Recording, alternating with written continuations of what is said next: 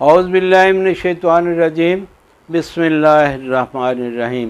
ایک لفظ آپ نے گینگرین سنا ہوگا، یہ اس زخم کو کہتے ہیں یا اس حالت کو کہتے ہیں کہ آپ کا خون مزید آگے گردش نہیں کرتا، اس سے جسم کا وہ حصہ بلیک ہونا شروع ہو جاتا ہے، اور جب ڈاکٹروں کے پاس جاتے ہیں، خدا نہ کرے کسی کے ساتھ ایسا یہ حادثہ ہو، تو ڈاکٹر کہتے ہیں کہ اس کو اب کاٹنا پڑے گا، ورنہ یہ آہستہ آہستہ سارے جسم میں پھیلنا شروع ہو جاتی ہے۔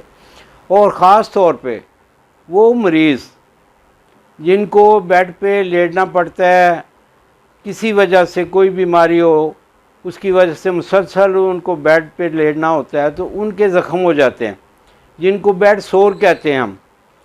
یہ بھی گینگرین کی ایک صورت ہے، اور یہ جلدی مندمل نہیں ہوتے، جلدی ٹھیک نہیں ہوتے، بہت ساری اینٹی بائیوٹک اور بہت ساری چیزیں ایسی لگانی پڑتی ہیں جس سے جا کے پھر یہ کمزور ہوتے ہیں، ٹھیک ہوتے ہیں۔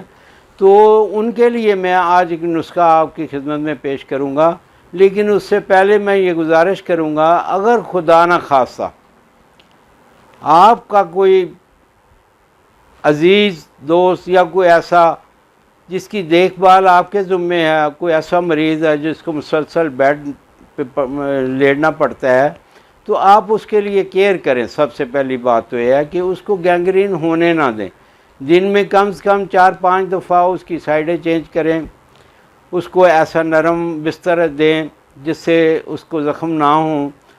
اللہ پاک کا نظام ہے کہ اس جسم کو اللہ پاک نے ایسا بنایا ہے، اس کو مشقتی بنایا ہے۔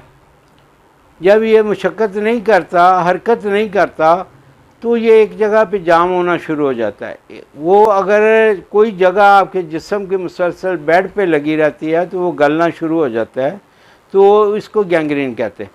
ٹھیک ہے، آپ پہلے تو اس کی کیئر کریں، اس کو کوئی بھی پاؤڈر، کوئی ایسی چیزیں استعمال کریں کہ تاکہ اس کو یہ تکلیف نہ ہو۔ اس کی تکلیف بڑی شدید ہوتی ہے۔ تو اگر خدا نخواستہ کوئی مریض بن گیا ہے تو اس کے لیے ایک نسخہ ہے، وہ آپ استعمال کریں، انشاءاللہ تعالی ٹھیک ہو جائیں گے آپ کے مریض۔ پھٹکڑی باریک لے لیں، اس کو باریک پیس لیں، جتنا باریک کر سکتے ہیں آپ پیس لیں۔ انڈے کی زردی نہیں لینی، سفیدی لینی ہے، انڈے کی سفیدی۔ پھٹکڑی کو اس سفیدی میں ملا کے اچھی طرح پیسٹ بنا لیں، اور اس کو زخموں پہ لگائیں، کم از کم دن میں 2 دفعہ وہ لگائیں۔ انشاءاللہ بہت جلد، چند دنوں میں انشاءاللہ آپ محسوس کریں گے کہ وہ زخم جو ہیں وہ ٹھیک ہو رہے ہیں۔ انشاءاللہ آپ کے مریض کو اللہ پاک صحت عطا فرمائیں گے۔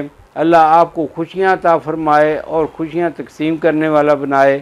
آپ میرے لیے دعا فرمائیے، میں آپ کے لیے دعا گو ہوں۔ اللہ حافظ۔